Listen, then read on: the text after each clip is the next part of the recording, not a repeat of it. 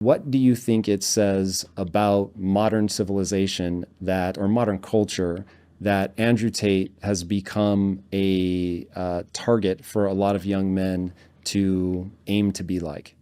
I think that there are kind of these empty buckets in your head that need to be filled with things. So that might be parents, it might be school, it might be media and entertainment, it might be sports. Like there are these kind of like really fundamental things that every person needs. And role models and people telling you how to live your life and what to do is also probably an important thing for most people.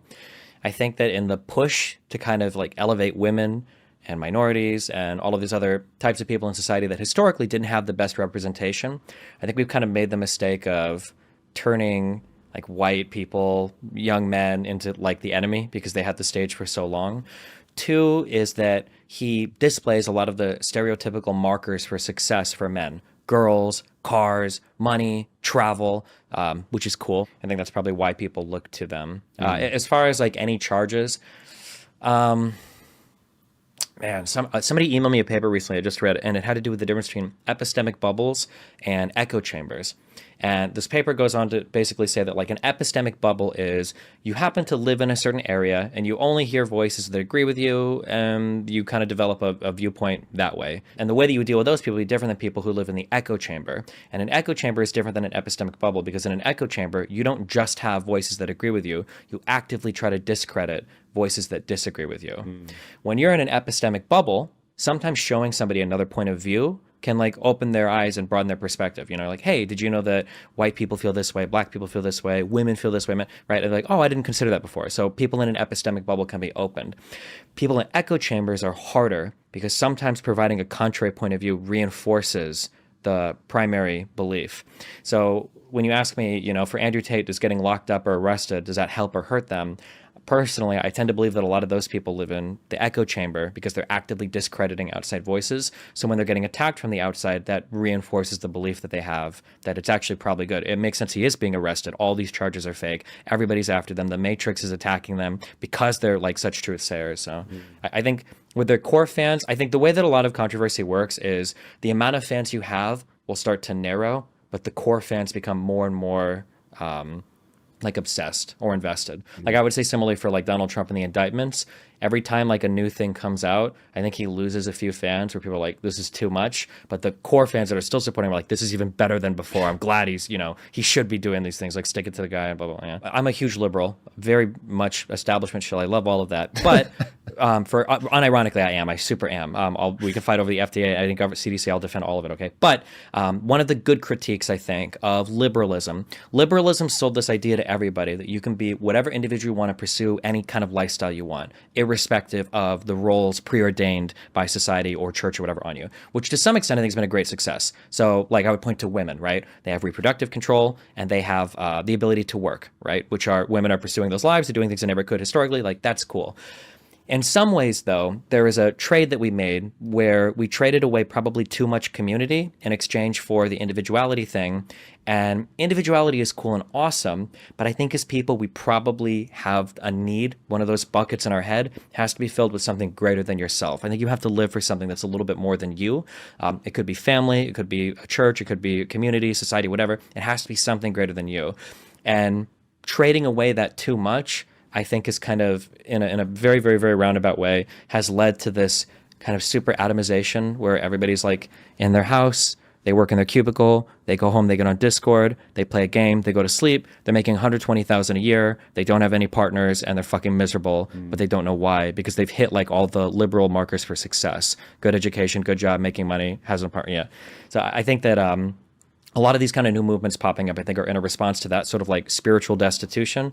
But then my critique was that a lot of them in a roundabout way kind of chase the same dragon, you know? It's very interesting. So I'm going to restate what I think you just said and let me know if I'm on track. So you have a vision that the liberal mind. I don't know the right way to the liberal vision anyway. Sure. Is When I that, say liberal here, I'm sorry, I mean it in like the international, like capital L liberal, like the individualist. So like conservatives and liberals in the United States would both be like capital L liberals. They're for like individual rights, individual pursuit of, what makes you happy and everything is what I mean. Yeah. right? So in that narrative becoming dominant, people pursued that. They atomize themselves. I think at the individual level, they pursue all the things that are painted for them, but that ends up either creating a vacuum hole in their life, or it stops the normal mechanisms that would fill that hole from filling it. Is that accurate so far? Yeah. Okay, so that makes a lot of sense to me. So one of the questions that I want to ask you specifically as somebody that debates a lot is a lot of times I'll be watching a debate, and in fairness to you, you're the only person I ever see that tries to ground a debate. Like, here are the terms, here's what we're trying to accomplish. But I think there's an even more meta thing here, which I think what you're saying speaks to, which is you need to know what your North Star is. So as an entrepreneur, you always have to know, what goal am I trying to accomplish, so that you can get real world feedback. So I try a thing. Okay, I'm going to pursue getting a good job, getting an education, doing the things that I love, me, pursue that. And if the markers of success are like what if we're tying this back to the Tate brothers, if the markers of success are women, cars, money, houses, girls, travel, jets, whatever. Your KPIs are going to be your bank account increasing. Yeah. Exactly. And so it may not have anything to do with what I'll call the evolutionary algorithm that's running in your mind, which tells you to, in my estimation, seek fulfillment, which is a completely different game. And so if you don't know what your North Star is, you get very confused when you win the game and don't feel the way that you thought you were going to feel, but you never really pulled out into the light to say, oh, what I'm actually optimizing for is a feeling. So that to me feels like the structure that's needed in a debate would be like, I would need everybody to agree first and foremost, what are we trying to accomplish? Like, as we debate this point, there is some overarching thing.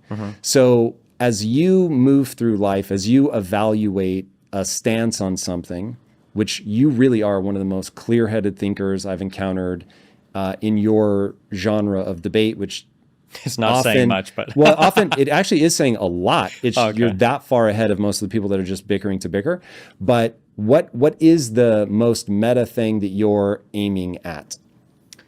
The most meta thing, if we ground everything out, in terms of like moral philosophy, there's like a couple of like very fundamental beliefs I have. One is that epistemically, metaphysically, I exist, I perceive things, whatever, blah, blah, blah. I exist as an individual. There's some amount of like things that make me happy, that satisfy me.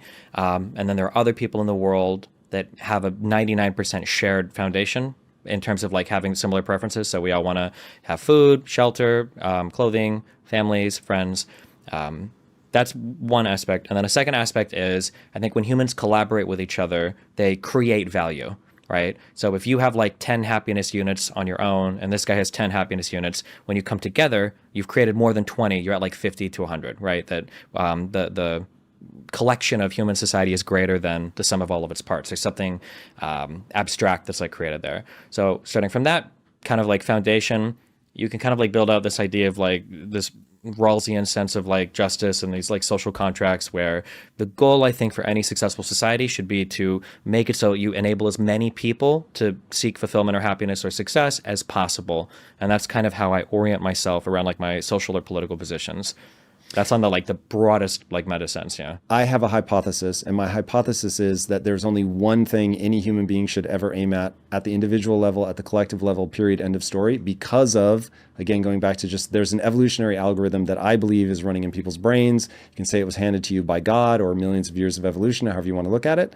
But for the human animal, which is a social creature, and the thing that has made us the most dominant apex predator the world has ever seen, ironically, is our ability to flexibly cooperate.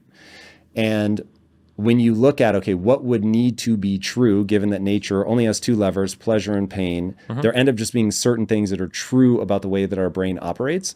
So I will say that I think the ultimate North Star of everything is human flourishing. Then if you were going to say, okay, that's really vague, define flourishing, I would say there is one neurochemical state that is the closest thing to stable, what I think people would call happiness, but I think happiness is the wrong word because it's so transient, and that would be fulfillment. Yeah. So now then I break down, I think that there's a recipe for fulfillment, which is that you have to work really hard. That's like a key thing. You have to work really hard or it won't work.